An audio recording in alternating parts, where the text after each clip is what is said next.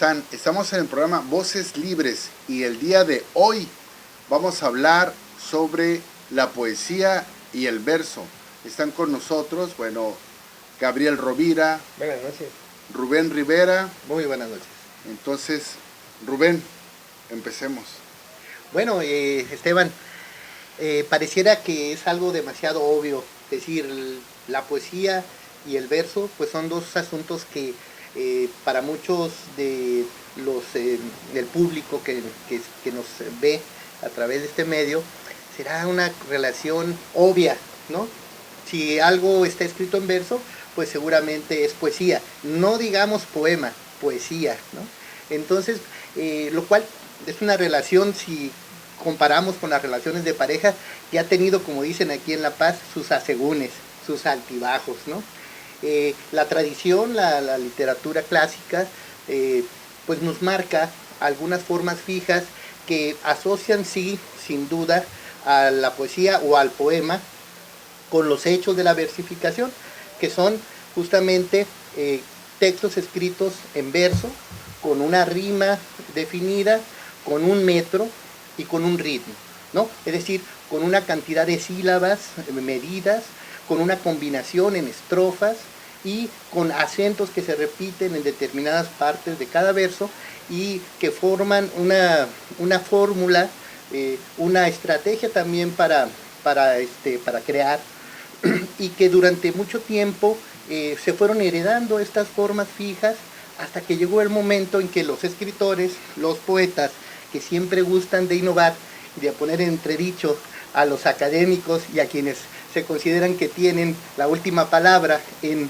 materia de reglas y prescriptivas y poéticas, pues dijeron vamos a escribir de una manera distinta y vamos a abandonar los hechos de la versificación porque se han vuelto una cadena, un peso que tenemos que cargar y que nos aprisiona y nos quita libertad, y empezaron a explorar otras posibilidades que empezaron a debilitar este matrimonio entre lo que se considera la poesía y el verso. Gabriel. Pues es que, mira, es verdad, todo esto comenzó como como un truco para poder recordar los versos y los contenidos de los versos, ¿no? Era más fácil recordar algo que tenía un sonsonete o que tenía una forma determinada que sonaba de acuerdo con una forma prefigurada, ¿no? Entonces era más fácil tener en la mente de memoria las palabras precisas que se habían dicho y de ese modo no se perdía, ¿no?, la tradición. Esto era mientras era tradición oral. Pero luego, conforme fue, digamos, volviéndose más complicado, más sofisticado el uso de la métrica y del verso, se empezó a hacer también una especie de concurso a ver quién hacía cosas nuevas. Y durante mucho tiempo estos versos llegaron a ser como formas fijas tradicionales que tenían mucho peso. Por ejemplo, en España todos los versos o se hacían en 5 sílabas o en 6 sílabas o en 8 sílabas, ¿no? Y no fue hasta que llegaron esta influencia italianizante donde se introdujo, por ejemplo, el decasílabo y eso.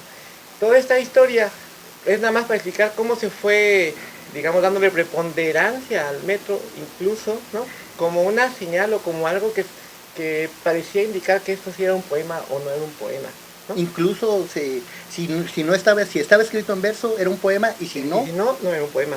Entonces es esta reacción que tuvieron, digamos, en el siglo XX, a finales del siglo XIX, los autores de dejar de escribir con metro y empezar a hacer poesía libre, lo que llamaban verso libre, ¿no?, estaba justificada por esa sensación de que se habían convertido en unas cadenas, ¿verdad? Y entonces lo que pasó fue que se empezó como a, ¿qué te dijera yo?, como a decir, como a condenar el uso del metro. Entonces parecía anticuado, parecía algo que no se debía hacer. Lo bueno es que muchos autores siguieron haciendo sonetos, ¿no? Entonces no se perdió realmente la tradición. Eso sí, se dejó de enseñar retórica en las escuelas y hasta hace muy poquito se empezó a estudiar otra vez la retórica. Bueno, poquito ya no, ya hace como 40 años que se empezó a estudiar otra vez la retórica con seriedad. Y ahora yo creo que la visión que impera es que el metro y la rima son más bien recursos como si fuera cualquier otro recurso, como usar una metáfora o algo, si quieres lo usas, si quieres no lo usas, Y cómo lo uses depende de tu creatividad y de tu propia libertad y de tu propio ingenio. Pero ayuda muchísimo, digo, por ejemplo, el himno nacional mexicano que está en decasílabo, Sí. y tiene precisa, así con toda, y mexicanos al grito de guerra, ¿no? El acero aprestad y el bridón, y retiemblen sus centros la tierra al sonoro rugir del cañón. Y ahí está, ¿no? Con No lo de digas muy 10, fuerte porque tiemblan las copas. 2 de 9, pero por ser el final, cañón, bridón, aguda, se suma al otro y queda en 10, ¿no? Que todo tiene su medida, pero también es fácil de recordar. Y ese ritmo así preciso entre 3, 6 y 9 de la rima nos permite recordar con mucha facilidad el himno nacional y muchas canciones que están consideradas precisamente, que ayuda en muchísimo el ritmo, la métrica, el metro y todo esto, ¿no? Seguramente, Esteban, está ligado esto a los orígenes de la poesía lírica, que se acompañaba de la lira y se cantaba, se recitaba, ¿no? En sus orígenes la poesía y la música y el canto estuvieron muy ligados, pero es una situación bastante peculiar, porque la herencia del verso como una condición para la poesía y el poema no se remonta hasta la antigüedad en términos de un prestigio o una condición única y necesaria, porque si recordamos en la antigüedad grecolatina, las grandes obras como la Ilíada, la Odisea, era poesía épica, los géneros, poesía dramática y poesía trágica, tragedia, poesía épica, poesía dramática y poesía lírica, ¿no? Y todo está escrito en verso, inclusive hasta los tratados de medicina, ¿no? Sí. En el teatro del siglo de oro español, todo el teatro del siglo de oro español está escrito en verso, todo, ¿no? Todo. Entonces, sin duda, en esas obras de Lope de Vega, de Tirso de Molina, de Calderón de la Barca, de la misma Sor Juana Inés de la Cruz, o del señor de nuestro novohispano, se me va el nombre, Ruiz de Alarcón, todas están escritas en verso. Hay poemas dentro de esas obras dramáticas, inclusive sonetos que podemos leernos y que tienen sentido y unidad por sí mismos, pero hay grandes tiradas de romance como el poema del Mío Cid, que dice poema del Mío Cid, y es un cuento en verso, que solamente trae un símil en el verso 300 no sé qué, que dice así parten unos de otros como la uña de la carne, que es lo más metafórico que hay en toda esa historia, además de algunas hipérboles, ¿no? De que el Mío Cid se le queda viendo un león y lo domina con la mirada, y algunas otras cosas así, pero es un cuento escrito en verso. Hay muchos cuentos escritos en verso que se consideraron durante mucho tiempo poesía, que se recitan o se recitaron en las asambleas y que están más cercanos a la narrativa o al relato que a lo que actualmente se considera como poesía, que se basa más, se apoya más en la construcción de imágenes, en la construcción de figuras retóricas, y lo anecdótico ha pasado a formar una parte menos íntegra o menos importante o menos relevante, a veces se limita a un instante. Sí, es más bien una especie de descripción abstracta de una percepción subjetiva muy fuerte. Entonces se usaba para recordar. Sí, entonces puede ser un recurso mnemotécnico, claro. Sí, ahora también pasa que perdió esa función, porque pues está la imprenta, los libros, ahora ya es muy fácil registrar, la gente sabe leer, ya no hace falta, y entonces, pero pienso yo una cosa que ha pasado cuando algunas personas piensan o demeritan el uso del verso, ¿no? Y es que al satanizarlo lo convierten en una nueva esclavitud del verso libre. A ver si me explico. Sí, claro. Que aunque nos faltó definir poesía, ¿eh? Hemos estado trabajando sobre el verso, pero nos falta llegar al vamos produciendo por la reducción al absurdo, que es lo que no es. Sí, porque empezamos con una sinécdoque, ¿no? Pero bueno. Sí, lo que decía es que para que un recurso sea útil, pues tienes que usarlo en libertad y tienes que ser capaz de usarlo creativamente, ingeniosamente y de una manera libre, ¿no? Cuando tú te impones que una cosa está prohibida, entonces la estás sacando de tu repertorio, ¿no? Últimamente, y a propósito de la definición de poesía, Si yo defino poesía como algo, como la descripción de un estado interior, ¿no? Estaré, en cierto modo, pues proponiendo que debería estar hablando de mí, de lo que pasa dentro de mí, y entonces sería natural que este poetario, porque no podemos decir narratario, ¿no? Que habla o que dice la poesía, fuera en primera persona, que fuera un yo. Entonces hay muchos poetas actuales que se quejan de eso y dicen que aburren, que como que el yo todo el tiempo y que da flojera leer pura poesía que dice yo esto, yo siento, ¿no? Y entonces quieren buscar una manera en donde no se diga yo. Pienso que otra vez están metiendo una restricción, ¿no?, a un campo que debería ser libre y que podría uno poder escoger en qué momento hablo de mí, ¿no?, o pongo la focalización en otra cosa. Por ejemplo, muchos de ellos utilizan nosotros para tratar de salir, o utilizan un impersonal que se parece mucho a los ensayos, ¿no?, para tratar de hacer algo más moderno o que les suena más moderno. Y en realidad lo que están haciendo es someterse a otra clase de esclavitud, a una moda establecida. Digamos que la rima, el verso y la rima también, no son malos de manera intrínseca. Es como una piedra, no es mala tampoco, tiene una maldad inherente a sí misma. No, claro que no. Si alguien te tira una pedra y te descalabra, dices, qué mala la piedra. No, es malo el que tiró la piedra. El que usa mal la rima y el que hace un mal uso del verso, pues es un mal poeta. Pero no es que la rima y el verso sean malos por sí mismos, se sataniza. Y luego de pronto los escritores que están más deseosos de innovar que de aprender, empiezan, ya nacieron como los que nacimos viendo la televisión. Los que nacieron en el verso libre van a cargar con un problema, porque si no aprenden, como los pintores que nunca hicieron un bosquejo, que nunca se ejercitaron en las técnicas más básicas para poder dibujar, pintar. Si tú jamás has intentado escribir un soneto, si no sabes ni siquiera definir qué es una sílaba, yo a veces a mis alumnos les pregunto, todos dicen, divídeme en una sílaba estas palabras, pero no pueden definir con sus palabras qué es una sílaba. Entonces mucho menos contar, mucho menos tratar, es un ejercicio, siempre lo hemos discutido, lo hemos platicado Esteban y Gabriel, la necesidad, aunque decidas libremente no utilizar la rima, no utilizar el verso, a lo mejor escribir en prosa poética o escribir poemas en prosa, tienes que haber intentado constreñirte una forma para ejercitar el oficio de escritor.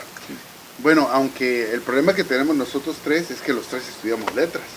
Bueno. Entonces nos educaron en esa tradición. Así es. Pero los que no estudiaron letras no sienten la necesidad de tener que conocer todos estos recursos. Bueno, pongamos un ejemplo. Tú puedes reconocer el talento de un pintor que no estudió en una academia, ¿no? Es decir, este señor pinta naif, pero me encanta cómo pinta, ¿no?, porque está poniendo su alma en eso.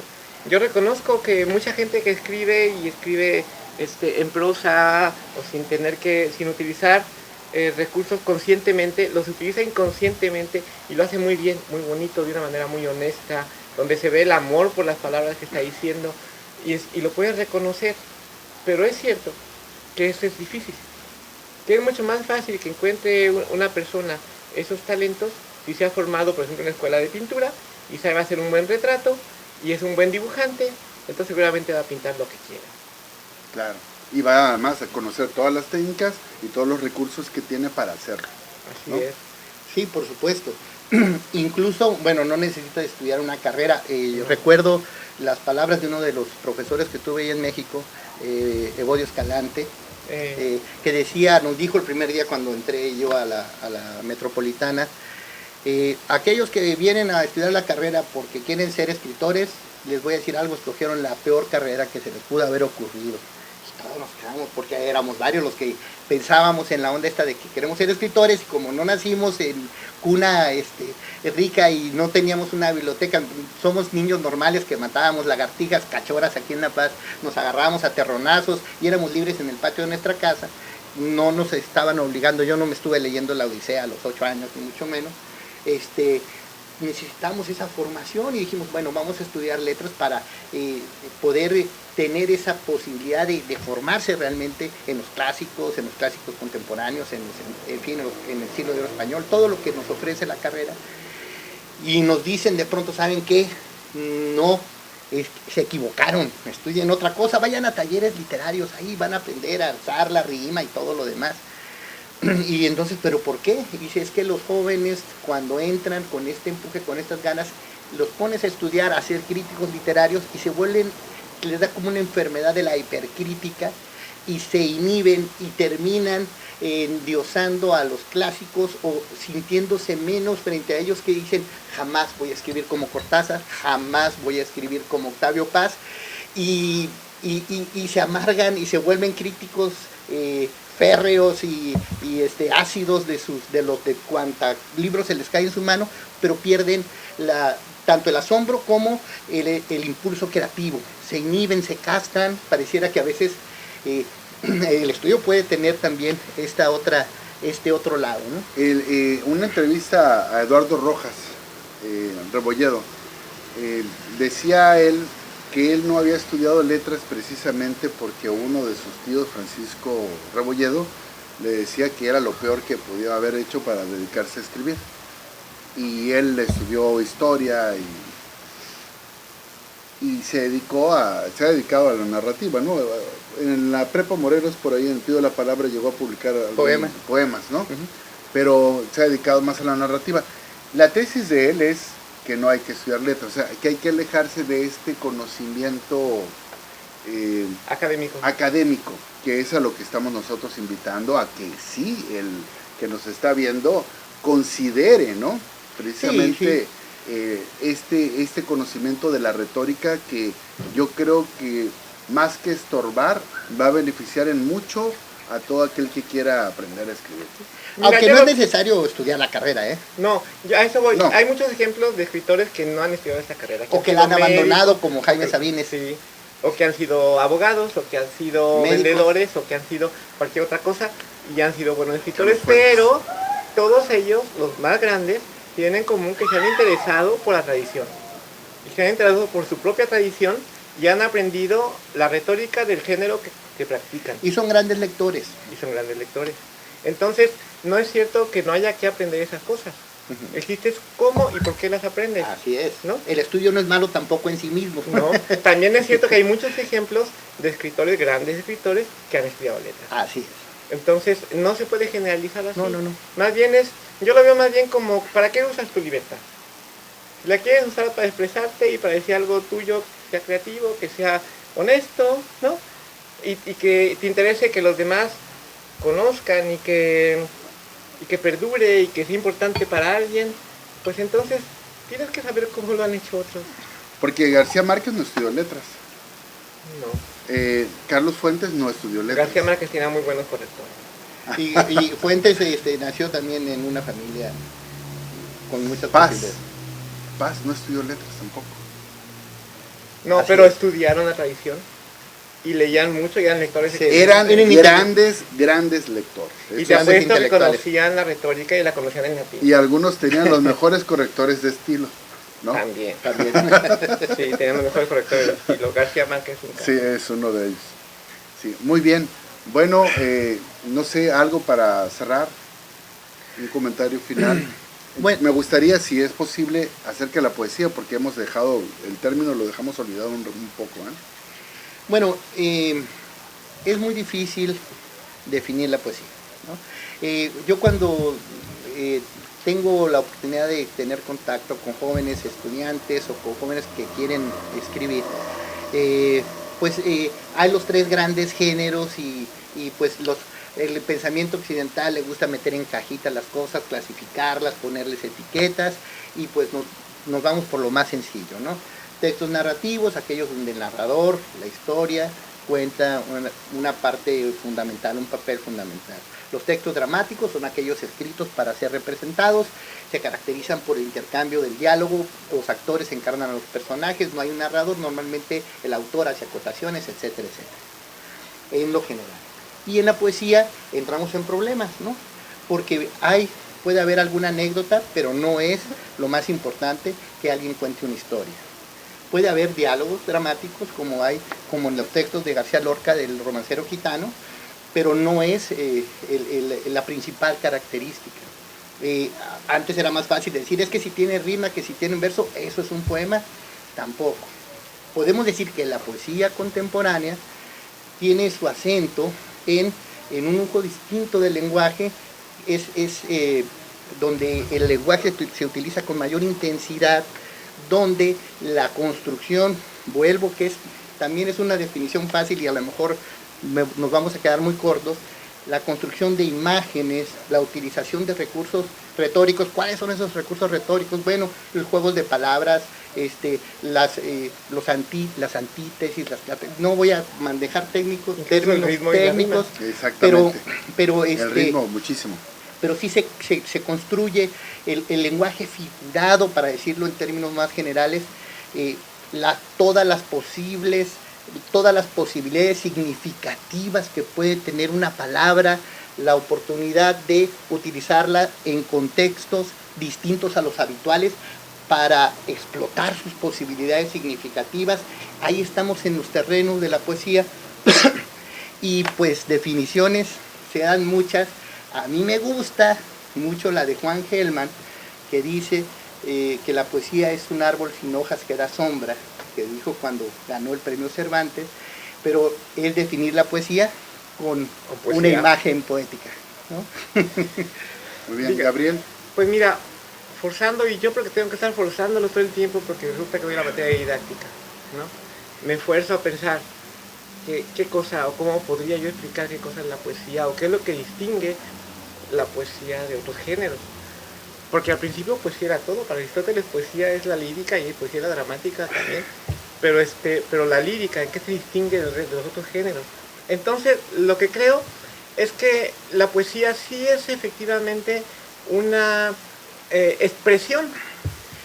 Y mira que yo a mis alumnos, cuando me dicen que la poesía es una expresión, siempre les hago la vuelta y les digo, no es cierto, porque expresión también es un grito y eso no es poesía, ¿no? Pero si lo piensas bien, sí es expresión. Es algo que traes adentro que tienes que sacar, pero no de cualquier forma, sino de una forma que reproduzca esta misma intensidad que tú sientes en la mente del otro. Y entonces, con lo que me quedo es que nosotros no somos, pues, no podemos leer el pensamiento de otras personas, ni podemos sentir lo que sienten en su corazón, pero podemos leer lo que han escrito algunos y sentir algo parecido a lo que sintieron, con una intensidad similar a la que la sintieron. Me gustó mucho algo que leí hace rato. El sol se suicida en el mar, por ejemplo. El sol se suicida en el mar, ¿qué te dice? El sol se suicida en el mar y ya. Pero, y el mar se suicida en el horizonte. Y la poesía es un desfiladero que no le ha pedido nunca a nadie que se suicide, que cambie. No, es la relación objeto-sujeto. La relación objeto-sujeto. ¿Quién se suicida? El sujeto. Sí.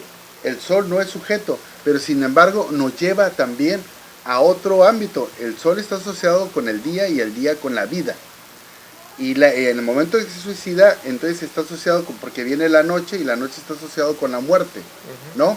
Y entonces ahí los viajes del inframundo y toda una relación, y luego te vas hasta los vampiros que son vivos pero están muertos y se alimentan de los vivos. Bueno, la poesía, una de las cosas maravillosas es que esta capacidad de hacer metáforas, de quitar elementos del sol, ¿no?, con un ser humano, lo mezclas y entonces el sol se suicida, que estás construyendo metáforas, y esta construcción de poesía, del hacer poesía, entre lo que es la metáfora, la imagen, la construcción de las imágenes, pero también de la música, que no necesariamente tiene que haber rima, pero sí ritmo, porque es necesaria la música, es necesaria la imagen, y lo más importante, es necesario decir algo. No puedes construir solo imágenes y solo música si no hay un fondo. El fondo es ese contenido, eso que dices desde ti, ¿no? Esa expresión del poeta. Mira, ha habido incluso movimientos que han tratado de romper eso que dices, ¿no? Es decir, ¿por qué tengo que decir algo? La poesía puede ser algo vacío, que sea plástico como el arte abstracto, y hacer una especie de poesía más pura, etcétera. Y el ejemplo yo más claro que tengo es los intentos de la poesía cubista. Hay un poema que me gusta que se llama Ping Pong, que dice ping pong, ping pong, ping pong, ping, ping, ping, ping. ¿No? Pero tú me puedes decir, bueno, eso no dice nada, eso está vacío. No está vacío. El problema con el lenguaje es que nunca se vacía. Entonces no puedes tú pretender no decir algo o utilizar el lenguaje para no decir nada. Los poemas dadaístas acababan diciendo algo, y el problema o el juego real de un cadáver exquisito es que le buscas qué te dice y que hay una interpretación del cadáver exquisito. Entonces es imposible quitar el significado o el sentido del lenguaje, es porque justamente la función del lenguaje es la de significar. Entonces, ahí es donde la poesía sí es diferente de otras artes. Porque tú puedes aventar la pintura y hacer manchones, pero si avientas palabras van a acabar teniendo sentido. Entonces, eso sí es una, digamos, limitante de la poesía, porque trabaja con lenguaje que de por sí tiene sentido. Que habría que revisar eso de la poesía cubista, ¿eh? Digo, podríamos entrar en una muy buena... Mira, para un buen debate. Como contrapunto de este ejemplo bastante vanguardista, vámonos yo he hecho mano del romanticismo, ¿no? Dice Becker, y tú me preguntas qué es poesía mientras clavas en mi pupila tu pupila azul, y tú me preguntas qué es poesía eres tú, ¿no? Que es una imagen, ¿no? Es una hipérbole embellecedora para decirle, sabiendo del prestigio que tiene la poesía, al decirle a una persona, a alguien que es poesía, le está diciendo que es hermosa o que es hermoso, ¿no? Entonces, es como un chiste, pues, también es como un poemínimo hermoso, que ya está muy usado, que ya es parte de los lugares comunes que hemos incorporado, pero que nos habla de algo que yo, cuando me preguntan también sobre la diferencia entre lo que es literatura y lo que no es literatura, la literatura sin duda cumple una función referencial, te informa sobre las cosas que pasan en el mundo. Pero si yo vengo y les digo, amo a Juanita, y ustedes ni conocen a Juanita, me conocen un poco a mí, y les caigo mal, van a decir, ojalá y Juanita no lo ame, le ponga los cuernos, porque me molesta. Y no te consideramos capaz de amar. A lo mejor. Pero si les caigo bien, van a decir, ay, ojalá y Juanita lo quiera para que se sienta bien. Y si les soy indiferente, pues a mí no me importa, porque viene Rubén y se planta aquí y nos hace perder el tiempo diciéndonos que ama a Juanita. Eso sin duda no es poesía. Si ustedes escriben, los jóvenes ahí dicen, es que todos de músico, poeta y loco tenemos un poco, porque en algún momento se sienten enamorados y le escriben a alguien, te amo, y a veces pasan del te amo y dicen, te amo, que me dan ganas de arrancarme los ojos. Ya como que empezamos a entrar en terrenos literarios, pero no necesariamente son poemas. Entonces, ¿cuál es la diferencia? Me dice. Pero sí es narrativa, porque ahí ya construiste una historia bastante buena, con todo lo de Juanita, amo Juanita. Sin duda, pero digamos, ¿cuál es la diferencia entre que yo simplemente venga y les informe de lo que me pasa y cruce el umbral de lo que es meramente informativo a lo que tiene ya algo de artístico? Es que busco la combinación, en el caso de la narrativa, construyo una historia que no solamente informe a los demás sobre algo, sino que transmita la emoción, las ideas, la visión del mundo, y genere una experiencia estética en quien lo lee. ¿Qué es eso de experiencia estética? Que trascienda, que te conmueva. En el caso del teatro, será a través de los diálogos de los personajes, del trazo escénico, de la escenografía, de la tramoya.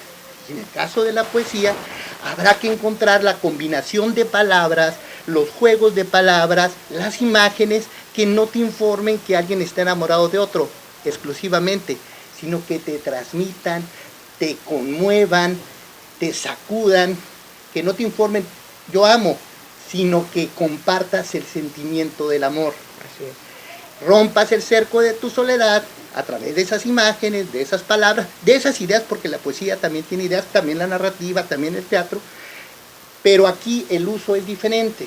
No vamos a escribir toda una historia. Entonces entró fulanito por la puerta y se le quedó mirando. La poesía es más económica en el uso de sus recursos. A lo mejor en una historia, en una novela, vas estructurando una imagen, como decía Julio Cortázar, para con esa imagen lograr entreverar estas historias y generar esa chispa significativa.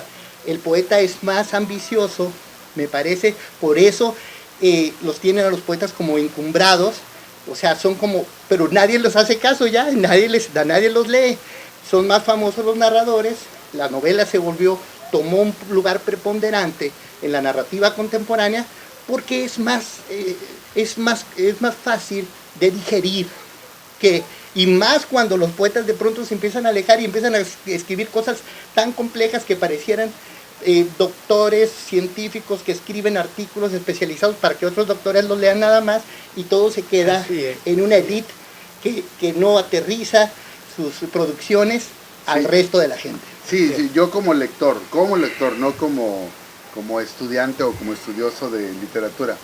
Yo me encuentro con este poema cubista que hace rato mencionaste. En ese momento dejo de leer el libro y me voy sobre algo más interesante, te lo juro.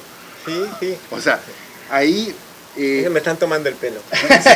O sea, que a lo mejor te lo están tomando, Oye, ¿qué es esto? Agarro el libro, lo dejo por un lado, no lo tiro, y agarro otro libro. Pero también hay una cosa, Esteban. Así como para aprender a ver una pintura cubista o una pintura de action painting, necesitas conocer cuál es la estética sobre la que está hecha. También los diversos manifestaciones de la poesía necesitan que aprendas la especial estética de cada movimiento. Entonces, por ejemplo, nosotros sí, como estudiosos de literatura, pero el lector común que está allá, agarra el libro y lo va a aventar a la basura, y si no lo aventa a la basura, lo va a aventar a la calle o a donde sea, porque no le produce nada, porque no se va a meter a conocer los antecedentes o qué es lo que hay detrás de eso, sino la poesía funciona, me acordé ahorita del chileno, de la película del Postino. No es de quien la escribe, sino de quien la necesita. Exactamente. Y entonces... y era la Beatrice. Sí, y eso la usa, ¿por qué? Porque es fácil de digerir, porque yo la puedo usar también con mi pareja, con mi novia, con mi novio, o con lo que sea. Y entonces es la economía del lenguaje, el discurso poético, es un discurso que nos puede servir. Y hablo como lector. Híjole, mira, yo aquí quiero puntualizar una cosa, porque últimamente el valor de la utilidad se ha endiosado. Y hay que tener cuidado, Hay que tener cuidado porque todo lo que nos está llevando en la poesía no es a una mayor claridad sentimental, como por ejemplo en los últimos poemas de Neruda, no, sino que nos está llevando a un tipo de poesía que resulta útil para los académicos, ¿verdad? Porque estamos llegando a un tipo de poesía que quiere despersonalizarse, que quiere parecerse a los ensayos. Incluso he visto poesía con citas textuales, o sea, no, poesía con referencias, ¿no? Referencias de la APA. Entonces yo digo, este tipo de poesía, ¿no? Es así porque se considera hasta cierto punto más útil, ¿no? Y entonces es a mí lo que me causa mucha duda acerca de lo que se está proponiendo. Que en realidad la utilidad de la poesía está en la comunión que puedes encontrar con otra persona. Así que yo, si me preguntas por dónde me decanto o qué es lo que me gusta, yo me iría por esas corrientes que estuvieron en boga hace, digamos, unos 15 años en España, del nuevo sentimentalismo, ¿no? Y yo me iría por las propuestas de García Montero y de Luis Eduardo Aute. Y creo que eso simplemente se dejó de lado porque a la gente de Estados Unidos le pareció que el yo estaba fuera de moda. Claro, mira, de acuerdo, voy a decir un lugar común. Cada quien tiene que hacer lo que tiene que hacer. ¿Sí? ¿Y a qué me refiero? Hablando de teatro con un director, bueno, ahorita ya no está dirigiendo, pero es un instructor de teatro, Noé. vino a dar un curso, decía, bueno, el público es uno de los peores corruptores. Sí. No porque te estén aplaudiendo significa que estás haciendo tu chamba sobre el escenario, ¿no? No porque tu poema llegue a muchas personas quiere decir que estás escribiendo de la manera correcta. Tú puedes escribir como Jaime Sabines, bueno, ojalá y todos pudiéramos, ¿no? Pueden existir obras como las de Jaime Sabines o como las de Octavio Paz, o sea, que tienen diferentes registros y que son, que llegan a diferentes públicos, ¿no? Pero incluso, no porque ganes un concurso necesariamente quiere decir que estás escribiendo buena poesía. Quiere decir que le gustó al jurado, o que tienes algunos cuates dentro del jurado. En la lectura rápida y veloz que tiene que hacer un jurado. Además, sí, ¿no? Porque no significa, no necesariamente significa más. Tampoco hay que decir que si ganas un concurso quiere decir que tu poesía no sirve, no. Quiere decir que obtuviste algo de dinero por tu poesía y un reconocimiento social, cosa que no siempre sucede, ¿no? Porque no puedes pararte como en la película de El lado oscuro del amor, en el puesto de tacos con tu poema y te dan 3 tacos por un poema. No, sin duda no. Entonces, pero a lo que quiero llegar es, o sea, el público puede ser, los lectores también pueden ser grandes corruptores, ¿no? Pero no podemos olvidarnos de ellos, porque las vanguardias tenían justamente ese propósito de devolverle el arte, las vanguardias de principios del siglo XX, devolver el arte a la vida, o la vida al arte, o ambas cosas, romper con las convenciones del consumo burgués que se estaba haciendo del arte y devolverlo a la vida. Y curiosamente en esta exploración pareciera que se alejaron más y se hicieron a lo mejor más elitistas, más complicadas, y en vez de acercarse de una manera definitiva se alejaron.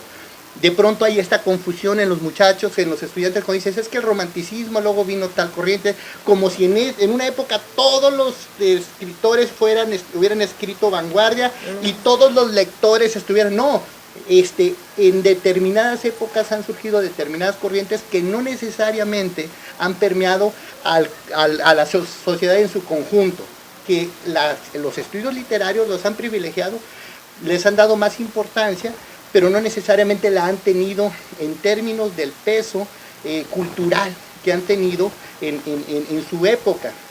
Entonces, no significa que los escritores no deban de seguir tratando de innovar, que no deban de seguir buscando, luchando con las palabras porque se desgastan, es cierto, porque el lenguaje necesita renovarse, porque justamente son estos poetas, estos escritores, los narradores y tal, los que nos ayudan a hacer que la lengua, el lenguaje, dé un paso hacia adelante. No significa que, aunque no los lean, por eso te digo, cada quien tiene que hacer lo que tiene que hacer. Mira, fíjate que es que quiero también matizar lo que dije, porque no es que sea anti-yankee. De hecho, una de las... Está pendiente tu visa, me imagino. Sí, pronto voy a aclarar esto. Una de las corrientes donde yo creo que hay una esperanza, ¿no?, para salir de este dominio academicista, justamente, está en esto que ahora se conoce como action poetry, ¿sí? Que además, donde la poesía pasa a ser un evento, y los poetas hablan y dicen sus poemas de una manera nueva, creativa, pensando que el lenguaje tiene otra dimensión que no se había explotado en un siglo, que es la declamación, ¿no? Y donde la declamación ya no es simplemente recitar el poema, sino hacerlo de una manera creativa. Por ejemplo, el psychopoetry, ¿no? Sí, te entiendo. Sí. Y entonces, dicen ellos sus poemas de un modo extravagante, de un modo distinto, de un modo que tú los ves y dices, ay, por favor, denle una pastilla a esta muchacha, ¿no? pero uno los ve y realmente siente algo al escuchar lo que ellos están diciendo, y mira que es en inglés, ¿no? Sí. Y es una corriente que yo creo que sí tiene mucho futuro y en la que no hay que perderle de vista, y es muy nueva, sobre todo se está distribuyendo por YouTube. Y hay que estar pendiente de eso. Qué interesante, muy interesante. ¿Rubén? Bueno, a mí me gusta el jazz, ¿no?, en la música, pero también me gustan las obras que tienen las obras acabadas, ¿no? Las obras que tienen una estructura fija y gusto de esa precisión, así como gusto en la precisión en los poemas, pero es muy interesante cómo los recursos es como, me gusta pensar en la historia, no en un eterno retorno, sino en una espiral, ¿no? Hay movimientos dialécticos que hacen que las curvas se toquen y lo que antes era declamación se vuelva de un divertimento y no una onda académica que un chamaco lo obligan a recitar en una asamblea escolar, y si no es unos artistas divirtiéndose en el bar, que no es el happening, el performance de los vanguardistas de los es lo mismo. Pero además, es otro rollo, o sea, cómo se reciclan ciertos medios expresivos, ciertos recursos expresivos y se actualizan. Qué bueno, ¿no? Pero además, bueno. pero además la espiral no es hacia arriba necesariamente, No, sino no, una no retombe que sabemos. puede ser hacia abajo A también. lo mejor. O hacia un lado, Pues ¿no? sí, Como porque en el maneja fondo, Severo Sarduy en el Barroco. fondo, el buen rap y el buen action poetry, lo que está haciendo es retomar la tradición de la métrica y la rima y de los recursos retóricos para una nueva poesía del siglo XXI. Y el jazz, ¿no? O sea, donde Y el estás jazz. haciendo la música en ese momento, o sea, Así es. y estás como rapeando, estás haciendo música que es entre clásica. Estamos en Voces Libres, ahora sí, y estamos en este disfrute, con esta emoción que nos ha dado de lo que es la poesía y lo que es el verso. Nos vemos próximamente. Buenas noches.